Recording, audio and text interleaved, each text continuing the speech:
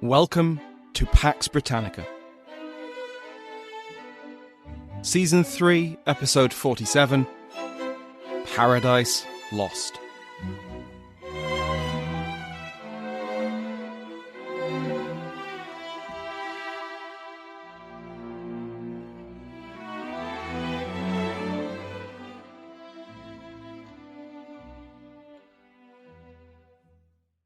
Welcome back to Pax Britannica. I'm your host, Dr. Samuel Hume.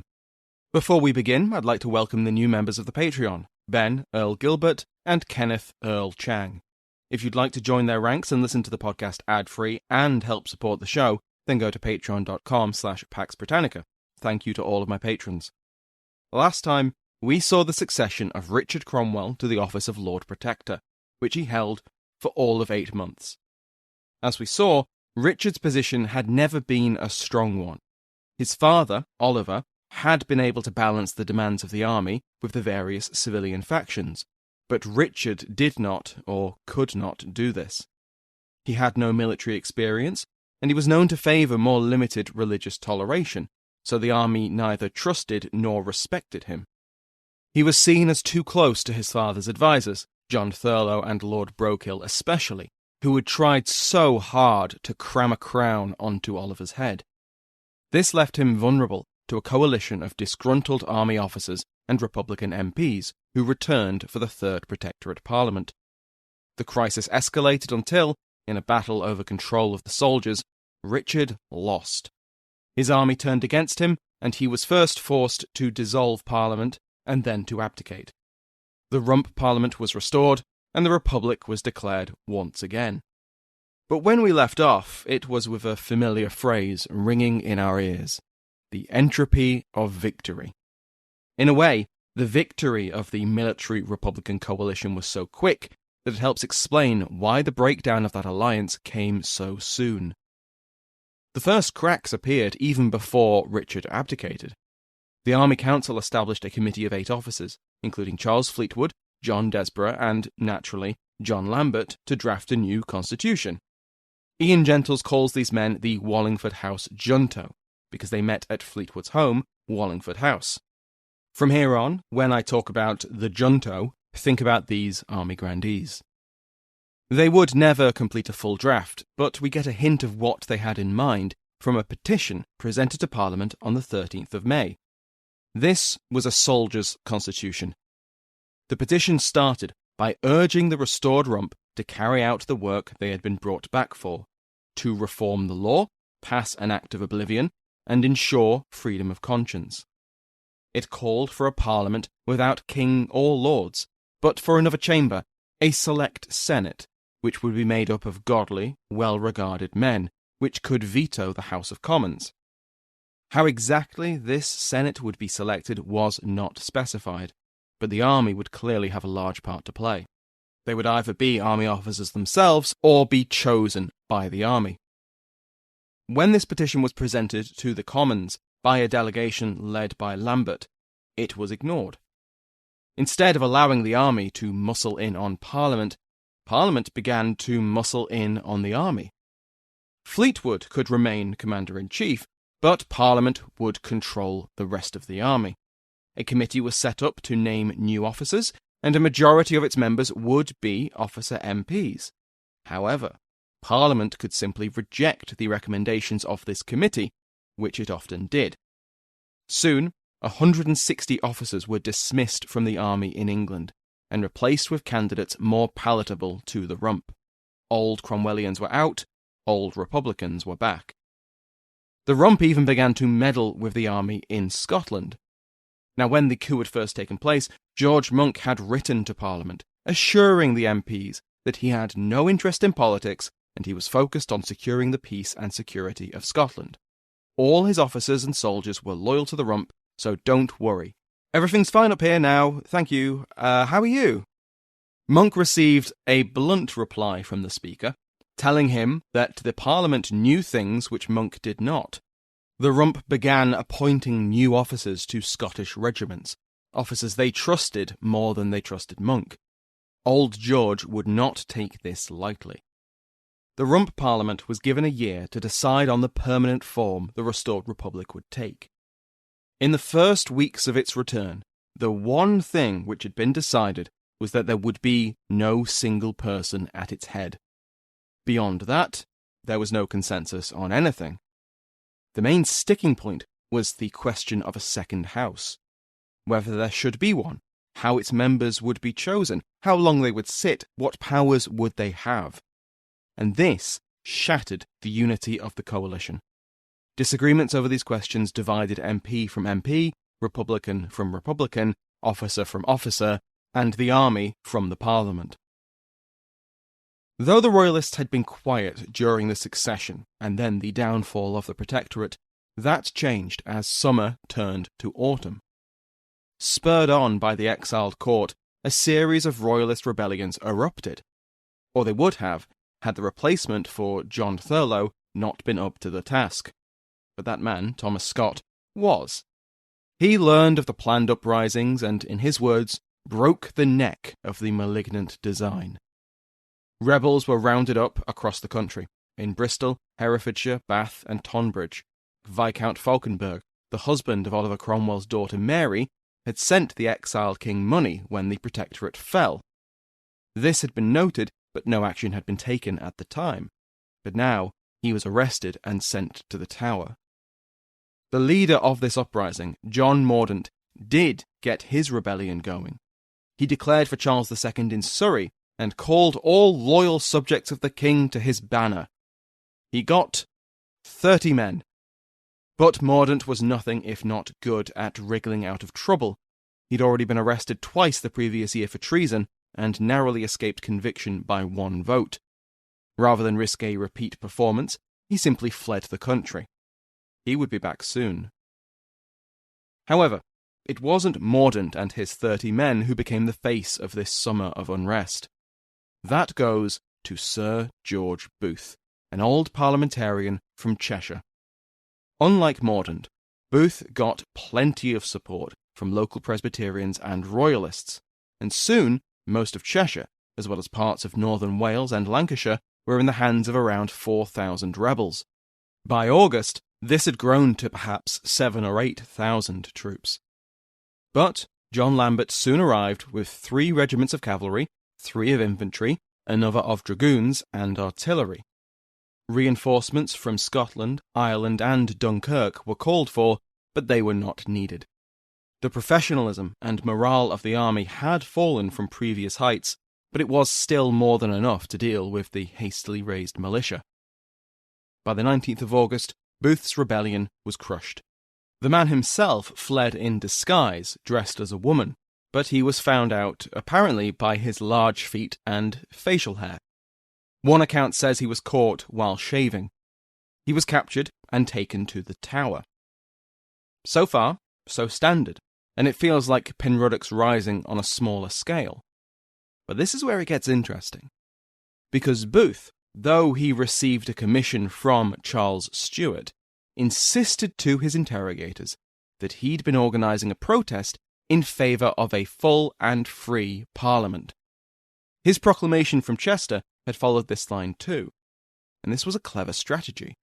A free and full Parliament will become a shorthand, a coded phrase, for a restoration of the Stuart monarchy. Because what would MPs elected in a free and fair Parliament do without any pressure from the army? After years of instability, where the Rump, the army, and the Protectorate had failed, they would turn to the one institution which offered the hope of stability. They would restore the king.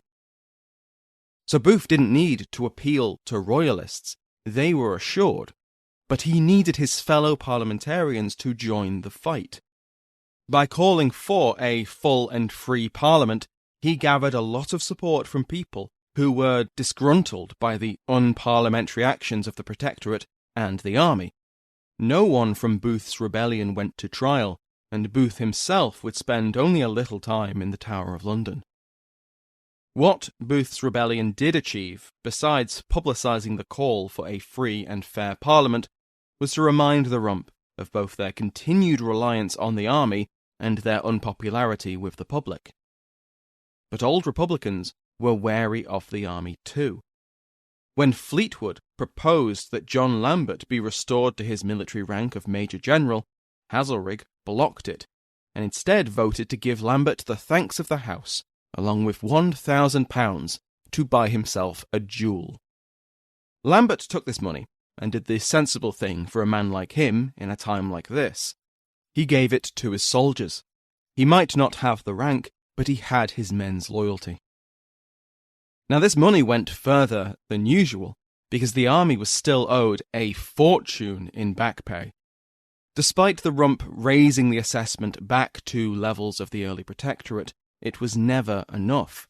When they tried to sell the official residences of the Lord Protector, no one was buying. The army remained resentful, and the public increasingly groaned under the tax burden. Lambert was still at the head of his army, despite Hazelrig's rejection of a restored rank. His army sat at Derby, where it entertained itself with the usual hobbies of a new model army camp: prayer, Bible study, the drafting of petitions to an ungrateful and reactionary parliament, the usual. Soon the Derby petition emerged from the camp and went to the General Council of the army. Since Lambert was in charge, and this was a political document, it's difficult not to see him pulling the strings here, but he does seem to have stayed out of it. But it was drafted by his officers, and it's impossible to imagine they would have done anything against his will. The petition called for the earlier petition, which was given to Parliament in May, to be revived. Most importantly, they wanted Fleetwood confirmed as Commander-in-Chief, with Lambert, his second-in-command, as Major General, Desborough as leader of the horse, and Monck as head of the infantry. When Hazelrig saw this petition, he took it to the Rump, which soundly rejected it. At a meeting of the Council of the Army, Lambert insisted he had nothing to do with the Derby petition, and threatened to resign if it would keep the peace. Instead, Fleetwood pressed for the Council to set it aside. The Council would appoint a committee to draft a more moderate proposal, which would assert the army's objectives without clashing with Parliament. Instead, the draft that the committee came up with was even less conciliatory towards the Rump. It was titled "The Humble Representation and Petition of the Officers of the Army to the Parliament of the Commonwealth of England."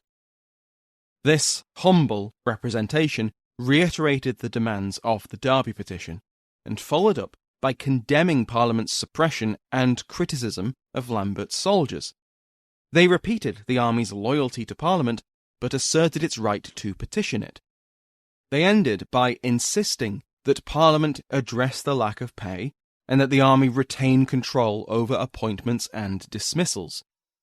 Despite the wishes of the Republican officers on the council, this new petition was signed by more than 200 officers. Fleetwood had tried to mediate and had lost control of the situation, so instead it was Desborough who presented this humble representation to the Rump. Arthur Hazelrig had been well aware of the coming storm. He'd been restored to his position in the army itself, so he'd attended the fiery meetings surrounding the humble representation. He was also a major leader of the Rump, but he was not the kind of person to act as a bridge. Gentles describes him as never one to seek peace and reconciliation. He seemed to take pleasure in provoking conflict. But Hazelrig also had a secret which he believed strengthened his hand. So when the humble representation was presented to Parliament, and he learned that it was being distributed for signatures among the soldiers, Hazelrig flipped his lid. He went to the Rump and used his influence to bind MPs to his chosen course.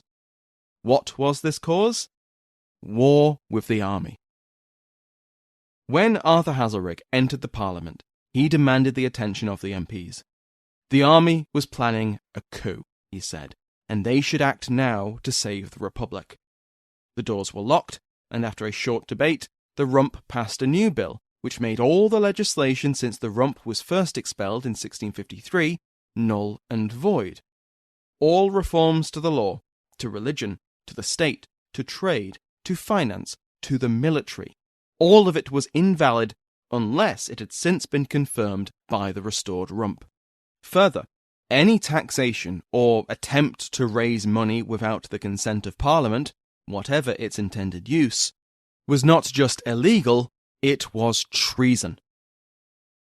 Now, to an army which thought that religious and legal reform had to go further, Haselrig had just undone whatever meagre progress had been made.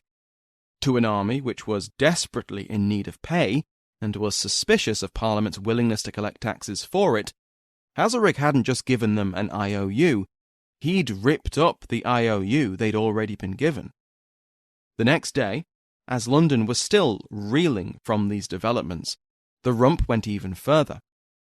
The Wallingford House junto were cashiered by Act of Parliament. Lambert, Desborough, and 7 other senior officers were officially dismissed from any military position. Fleetwood kept his rank, but he was no longer Commander-in-Chief. That position was replaced by a new Parliamentary Commission, which included him, as well as Haselrig, Monck, Ludlow, Overton, and 2 others. These were all men who Haselrig either trusted or could not do without, himself included. But what was it I said last week? Oh yeah, Parliament could vote on whatever they wanted. The army was not listening. In the wake of Haselrig's attack on them, the junto mustered troops loyal to them. Then, John Lambert led them to Westminster. When a troop of cavalry blocked the way, Lambert dismounted and approached alone. He had no legal authority. He hadn't been reappointed as a Major General, and he had just officially been cashiered by Parliament. But this was John Lambert. Everyone in the army knew him, and even if they didn't like him or agree with his politics, they respected him. So when a dismounted Lambert told the Horse Guards to join them, they did. Then the doors were locked, and when MPs arrived to take their seats, they once again found red-coated soldiers blocking their way. On the 13th of October, less than 6 months after they forced the recall of the Rump Parliament, the army had once again expelled it. And in another echo of past events, the army had once again dissolved a parliament without planning what came next. The Wallingford junto knew the most immediate steps. They cashiered 13 Republican officers from the army and solidified their control over army regiments in England. But after that, they struggled to show a united front. Once again, the grandees in the junto and the junior officers at St. James's Palace were at loggerheads. The junto wanted to present their actions and their goals, whatever they were going to be, as moderate and respectable. They did not want to spook the nation with radical behaviour. But the junior officers had no interest in placating the people. Shortly after the Rump was dissolved, pamphlets emerged from St. James's Palace, justifying the end of the Rump and describing the army in biblical terms. The soldiers were the forces of God, raised up by him to do his will on earth. To the junto, this was embarrassing language. This was not the image they wanted to put across. But though they now ruled in what Gentles has called a naked military dictatorship, there was more than one head now. Their power balanced on the support of the junior officers in London. The officers in Ireland and Scotland had a say too. The army in Ireland would, for now, back the coup, and they wrote letters of support to the junto. But in Scotland, George Monck had been watching all of this with deepening concern. George Monck had had an interesting career. He was a career soldier, and in his youth he had taken part in the expeditions to Cadiz and La Rochelle, long ago in a different world. When the Irish Rebellion erupted in 1641, he was sent to Ireland, and when the English Civil War followed, he fought for the king. He was captured and imprisoned in the Tower of London for 2 years, before being released to go back to Ireland, this time fighting for Parliament. He joined up with Oliver Cromwell for the Scottish campaign, and was personally loyal to him.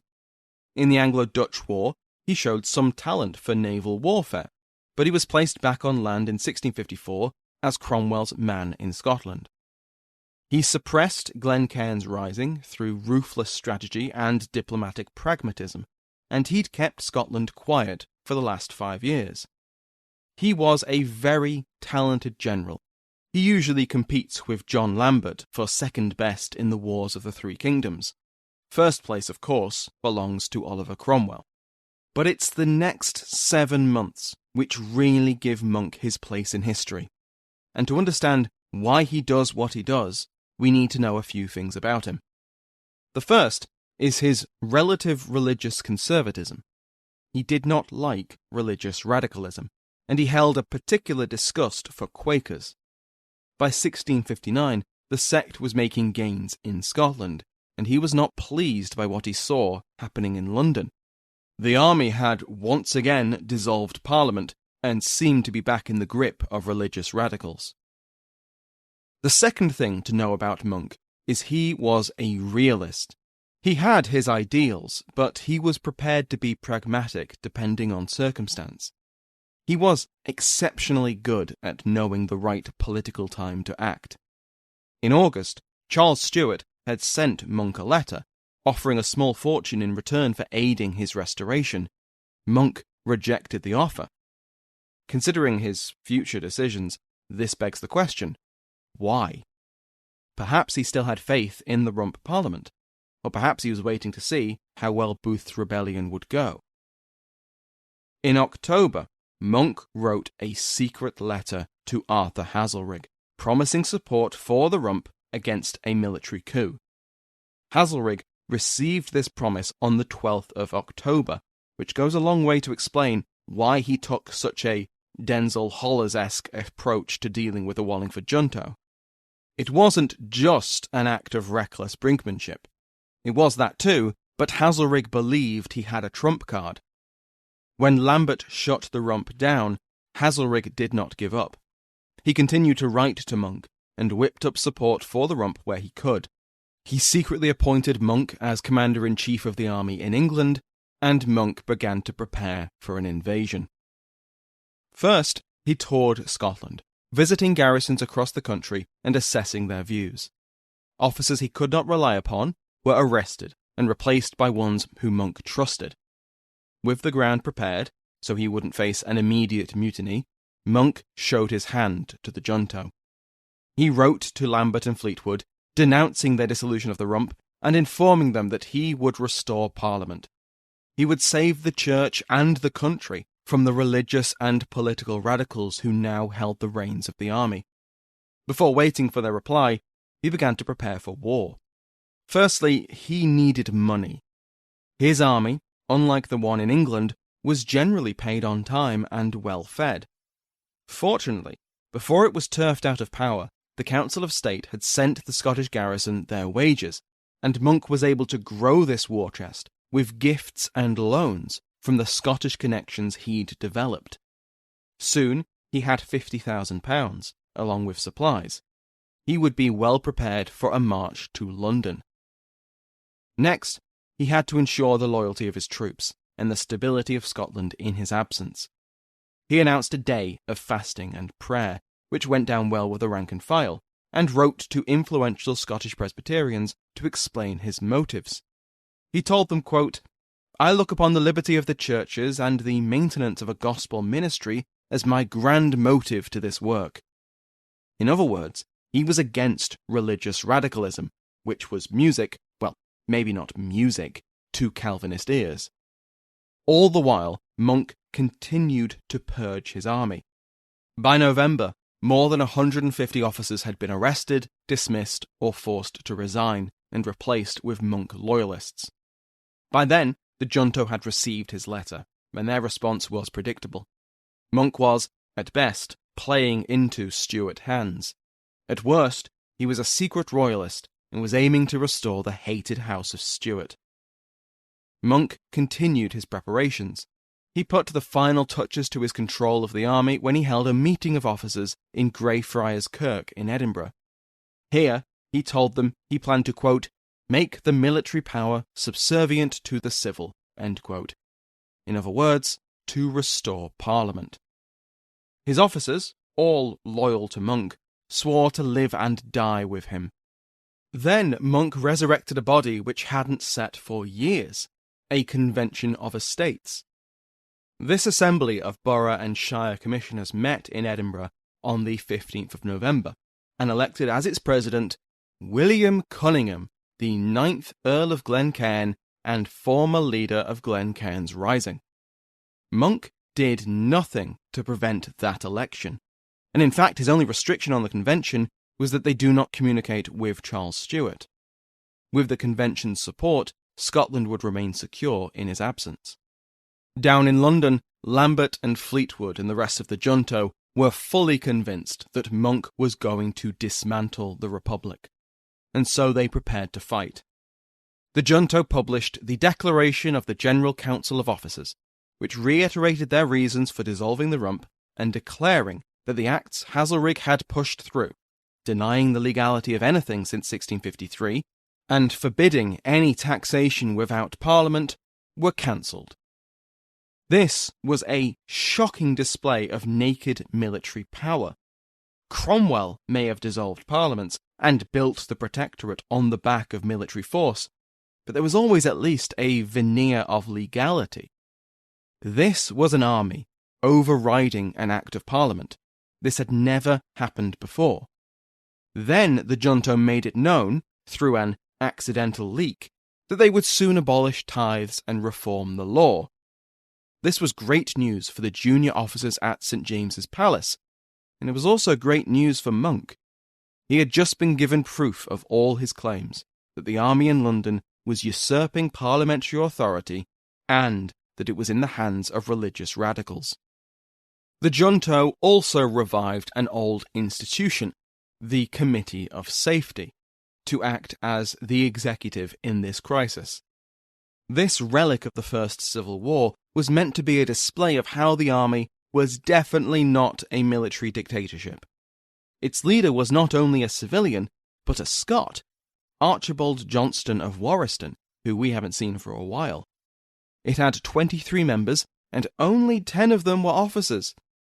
But of course many civilians refused to sit on it. Henry Vane stayed well clear. Even if the military was outnumbered on the Committee of Safety, it was the Army Council which held the reins of power. All decisions had to go through the junto. The Committee of Safety was also responsible for drafting a new Republican constitution, but it hit the rocks almost immediately. Any elected parliament would surely be against the army, especially now, but a parliament was necessary to maintain power. The idea of a select Senate had been abandoned, and in its place was another innovation, a committee of 21 Conservators of Liberty.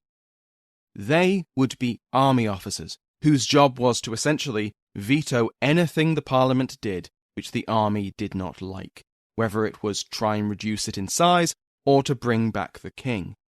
It came from a throw everything at the wall and see what sticks school of constitutional thought, and from the mind of Edmund Ludlow. It would never be implemented. The General Council of the Army finally accepted that a new parliament had to be called, and so they announced that there would be a new parliament before February 1660. They said it would have 2 elected chambers, but how exactly it would be elected, who would be eligible, how the 2 chambers would operate, none of that was clear. Haselrig, still claiming leadership of the Rump, dismissed this as a distraction. November began with London once again hearing the sounds of war. On the 3rd, John Lambert led a force out of the capital to the beat of drums. He was heading north to block Monck's expected invasion. Unlike his opponent, Lambert's army was not prepared for this march. His soldiers were unpaid and unsupplied, and so lived off the land. This did nothing for the junto's popular support, and the morale of the soldiers was in the basement. There was open talk that if it came to a battle, they would not fight Monck's men, their own comrades. Monck himself had moved south to Coldstream, near Berwick-upon-Tweed, which surrendered to his forces. Apart from Carlisle, which held out for the junto, the Anglo-Scottish border was now secure. Monck summoned representatives from the boroughs and shires to meet him in December and settled in. He wrote to Haselrig, to Speaker Lenthal, to any MP from the Rump Parliament, asking them, of all things, for permission to help them. As he waited, he wrote letter after letter, insisting that he was pledged to restore a republic and safeguard the rights of all churches. He publicly painted the junto as tyrannical, and warned that, quote, "The nation of England will not endure any arbitrary power, neither will any true Englishman in the army." The junto's position was getting worse by the day.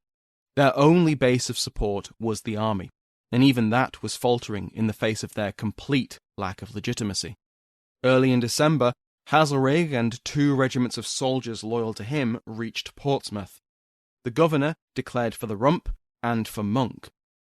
When a force loyal to the junto was sent to retake it, the soldiers instead arrested their officers and joined the garrison. The 3rd most important military stronghold in England was now outside the junto's control. In Ireland, on the 13th of December, supporters of Monck enacted their own coup. In a bloodless strike, Dublin Castle was seized and the junto commissioners were arrested. Monck soon received a letter signed by 55 Irish officers. It condemned the junto for being beholden to Quakers and other radical sects, and pledging their support in the form of 4,000 troops. These regiments set sail for England immediately. Down in London, the junto's position began to collapse. Admiral John Lawson sailed up the Thames and declared for Parliament, threatening to blockade London throughout the winter until it was restored. They lost control of the city itself soon afterwards. The Committee of Safety sent soldiers into London to proclaim a ban on publications calling for a free Parliament. And so we welcome back the London apprentices, troublemakers for any government. They climbed onto the roofs and threw roof tiles and ice at the soldiers. Reinforcements arrived with drawn swords and loaded pistols, and they used them. At least 2 apprentices were killed, with 5 soldiers injured. The army had now fired on the public to preserve what exactly? A Rubicon had been crossed. The junto was now hated in the city, and soldiers could only enter London in force or not at all. When the London Common Council elections were held on the 21st, it returned an openly royalist anti-army council. More organised resistance to the military was threatened, including a tax strike. Elsewhere in England, the example of Portsmouth and the Fleet sparked other uprisings against the junto.